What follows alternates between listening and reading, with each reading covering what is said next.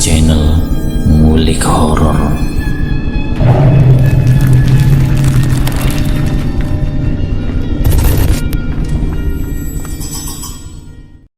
Assalamualaikum warahmatullahi wabarakatuh. Jumpa kembali di channel Ngulik Horor. Channel kami menceritakan tentang kisah-kisah misteri yang mungkin bisa menemani agan-agan dan sista semua ya. Kali ini saya akan membawakan kisah misteri yang diambil dari cerita Dua Dunia. Kalian juga dapat mengunjungi page beliau langsung ya. Nanti saya akan tuliskan link di kolom deskripsinya. Yuk daripada kita lama-lama, langsung saja kita simak ceritanya. Kali ini saya akan membawakan kisah misteri yang berjudul Cerita Tentang Pesugihan. Aku merupakan anak perempuan paling bungsu di antara 5 bersaudara. Namun sampai cerita ini aku beberkan, semua keluarga saya sudah tiada. Hanya tinggal saya yang masih hidup dengan tante-tante saya yang masih terbilang saudara jauh. Sementara ayah, ibu, dan saudara kandung saya telah meninggal dunia. Aku seorang sarjana lulusan universitas bergengsi di Surabaya. Dari hasil buku restoran itulah orang tuaku bisa membiayai kakak dan aku menjadi seorang sarjana. Bahkan kehidupan kami di masyarakat terbilang kami orang kaya, di mana setiap hari raya kurban orang tuaku selalu berkurban 5 ekor sapi dan 5 ekor kambing. Itu setiap tahunnya. Namun entah kenapa kalau disarankan menunaikan ibadah haji, ayah dan ibu selalu menolak. Dan nauzubillah, orang tuaku jauh dari sholat dan puasa. Hanya zakat fitrah dan korban saja syariat Islam yang dikerjakannya. Dari restoran yang dipunyai orang tua, itulah segala kemewahan aku nikmat. Namun yang aku herankan dulu sewaktu kecil, ada sebuah kamar tepatnya di belakang sendiri yang tidak boleh dibuka. Di usia yang masih kecil itulah semua saudaraku, kakak, dan termasuk aku mengacuhkan dan menuruti saja. Dari waktu ke waktu usia kami pun beranjak dewasa. Aku selalu tanya ke ibuku, "Ibu, kenapa sih setiap Kamis malam Jumat Legi ibu sama ayah selalu memakai pakaian hijau?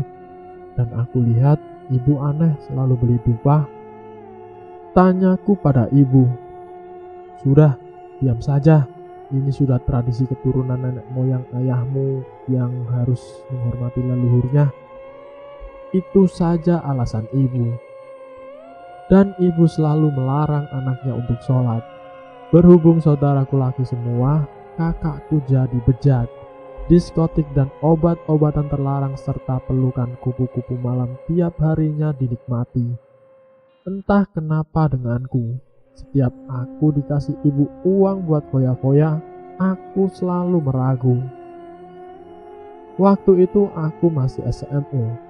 Aku sering curhat ke guru agamaku, dan secara sembunyi-sembunyi aku selalu sholat dengan mengunci terlebih dahulu kamarku. Takut ketahuan ayah dan ibu, karena aku pernah dapat kado mukena dari kekasihku dibakar sama ayahku. Rupanya dengan sholatku itulah keadaan restoran ibu menurun dan sepi. Entah dari mana asalnya. Waktu itu kami semua dikumpulkan di ruang keluarga. Ayah dengan mata marah menanyai anaknya satu persatu, "Siapa yang sholat dalam rumah ini?" Tanya ayah dengan murkanya. Aku terkejut namun tetap bungkam. Tapi aku berani bertanya, "Memang kenapa kalau sholat? Bukankah itu perintah agama sebagai seorang muslim? Bukankah ibu dan ayah seorang muslim?" Jawabku ingin tahu. "Diam!" bentak ayahku. Aku semakin penasaran dan masih terus berusaha mencari tahu kenapa ayah dan ibu tidak mau sholat. Dan apa hubungannya sholatku dengan sepinya restoran orang tuaku. Tepat jam 1 dini hari, aku mencoba sholat tahajud sesuai petunjuk guru agamaku, minta petunjuk pada Allah Subhanahu wa Ta'ala. Saat aku membaca ayat kursi, Tiba-tiba ada jeritan memecah keheningan. Aku lupa kalau masih memakai mukena. Aku langsung berlari ke sumber suara tersebut. Ternyata kakak sulungku meninggal dengan ada bekas menghitam di leher seperti dicekam. Dan suara teriakan itu ternyata kakakku kedua setelah pulang dari diskotik. Rupanya ayah murka tahu aku memakai mukena. Aku dikurung dan dilarang sekolah, bahkan sajadah dan buku-buku agamaku dirampas oleh ayah. Aku memohon penuh hibah dengan tangis, namun ayah seperti orang yang sudah kesetanan. Bahkan menuduhku aku biang atau sumber meninggalnya kakakku, di mana sesembahan ayah dan ibu marah. Walaupun aku tidak bisa sholat karena mukena yang tidak ada, aku terus berusaha melanturkan ayat-ayat yang sedikit demi sedikit telah aku pelajari dan aku hafalkan. Setelah kematian kakak yang aku curigai, namun di mata tetangga orang tuaku mengatakan kakakku kena angin duduk karena sering pulang pagi. Bahkan seorang ustadz yang memandikan sebenarnya curiga, namun tetap diam saja sebagai tugasnya untuk merahasiakan apa yang terjadi pada mayat tersebut. Itu yang saya ketahui sedikit dari agama, bahwa seorang pemandi jenazah harus bisa menyimpan rahasia keadaan mayat tersebut, biar tidak terjadi fitnah. Setelah 1 bulan kematian kakak sulungku, keluargaku tertimpa bencana lagi. Ayah membelikan mobil pada kakak keduaku, namun saat mobil itu dirayen atau dicoba, naas kecelakaan itu terjadi dan yang di dalam adalah kakakku kedua dan ketiga. Mereka mati di tempat dengan kepala pecah karena tabrakan dengan kontainer. Ayah dan ibu tetap seperti tidak ada beban dengan kematian ketiga putranya. Mereka cuma menjawab, itu sudah jalannya. Kini tinggal aku sama kakakku nomor 4. Aku sering cerita tentang kecurigaan tingkah laku ayah dan ibu. Namun kakakku ini sepertinya sudah buta mata dan telinga. Mungkin karena jambi-jambi yang sering diberikan ibu, di mana setiap Kamis lagi ayah dan ibu selalu membeli ayam dan disembelih, sementara darahnya disiramkan ke kepala ular yang sudah diawetkan, kemudian darah itu disaring di bejana. Ini yang aku ketahui secara tidak sengaja. Setetes darah selalu diteteskan pada kopi kakakku, sementara aku tidak pernah dikasihnya. Mungkin yang aku ketahui, aku sebagai penerus pesugihan yang dianut keluarga ayahku. Belum sempat aku diwarisi, aku terlebih dahulu tahu dan menentang. Dan jika aku menolak, maka kata ayah, aku akan melajang seumur hidupku. Bahkan lelaki yang ingin menyetubuhiku pun akan layu. Jadi aku tetap perawan. Karena aku pernah coba bercumbu dengan kekasihku, alhasil maaf kelamin kekasihku langsung loyo. Itu dulu, karena sekarang aku sudah diruqyah dan dirajah seorang ustadz yang kini jadi suamiku. Alhamdulillah kini aku sudah mempunyai putra 2 orang anak. Aku sempat takut juga jadi perawan tua, namun aku percaya Allah selalu memberikan jalan buat hambanya yang soleh. Aku menangis tatkala aku tahu kalau orang tuaku seorang pemuja pesugihan ular. Apakah itu blorong? Aku tidak tahu. Dari sering curhat inilah guruku mengenalkan pada aku seorang santri yang katanya bisa membantuku dalam menyelesaikan pelik keluargaku. Dia lulusan pondokan terkenal di Jombang. Meskipun aku sudah lulus SMU, aku masih terus sering main ke rumah guru agamaku tersebut. Berbagai bujukan dilontarkan ayah dan ibu agar aku mau mewarisi ilmu pesugihan tersebut dengan memberikan darah perawan buat siluman yang dipuja. Dugaanku salah ternyata. Orang tuaku bukan pemuja blorong, karena setauku blorong itu wanita. Namun ini yang dipuja orang tuaku siluman ular laki-laki.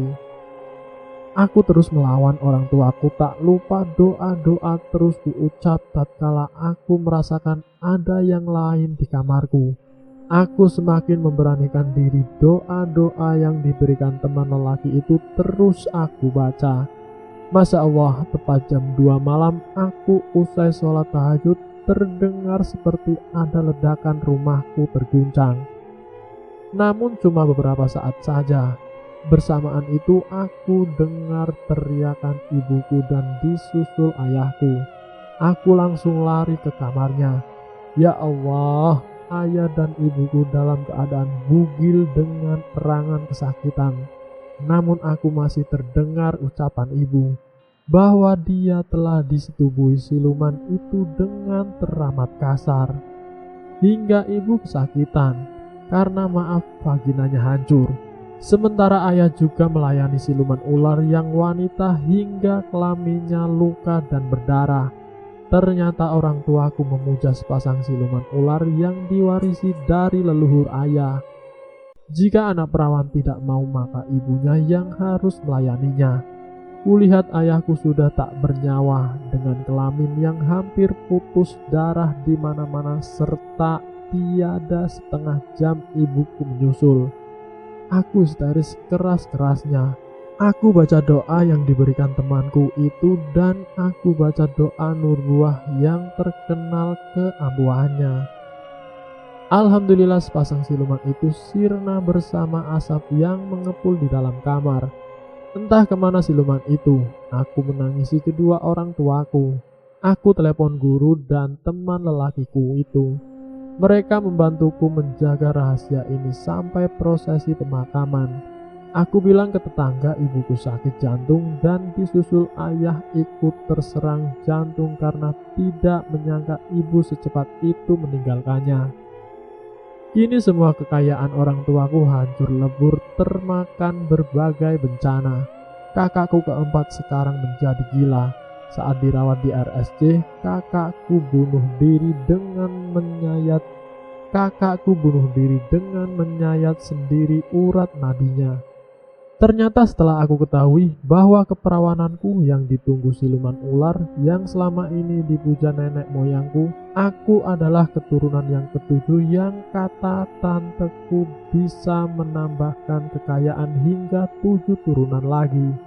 Dan restoran orang tuaku sebenarnya hanya kedok saja menutupi keganjilan kalau mereka pemuja iblis berwujud ular. Maka itu setiap Kamis malam lagi, ular yang diawetkan oleh leluhurku itu dimandikan air kembang dan dibilas air itu ditampung di sebuah bejana, kemudian airnya dibuat masak di restoran tersebut. Ternyata inilah kekayaan keluargaku, memuja pada siluman ular. Meskipun tanpa buka restoran pun, uang itu datang sendiri setelah ayah dan ibu melakukan persetubuhan dengan sesembahannya. Kini mumi ular yang diawetkan itu berhasil dibakar oleh teman lelaki itu yang kini jadi suamiku. Di saat mumi ular itu dibakar, restoran serta rumah mewah keluarga pun hangus dilalap si jago merah karena konslet. Jangan dikira ibu kota jauh dari mistik. Ini zaman cari uang susah. Tapi inilah kisah nyata yang aku alami. Aku malu pada tetanggaku dan kini ikut suamiku berpindah ke kota Probolinggo. Setelah kejadian itu semua tidak membuatku tenang.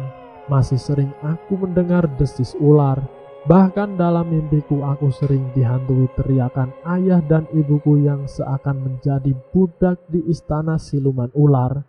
Namun berkat kegigihan suamiku yang selalu membimbingku dengan memperbanyak doa dan istighfar agar dijauhkan dari segala mara bahaya dan bersifat gaib. Sampai kini pun aku masih sering trauma jika melihat ada ular di depanku. Ingatlah, kekayaan dunia tidak abadi apalagi dengan cara memuja. Jika pemuja meninggal, alhasil kekayaan yang didapat hasil muja pun ikutan sirna. Dan selesai. Itulah sedikit cerita tentang pesugihan. Semoga dalam video kali ini bisa membuat pelajaran bagi kita semua. Ambil sisi positifnya dan buang jauh-jauh sisi negatifnya. Terima kasih sudah mampir di channel kami.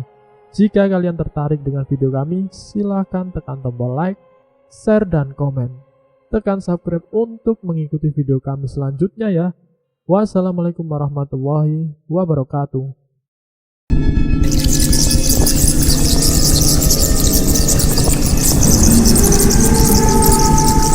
Selamat datang di channel Ngulik Horor.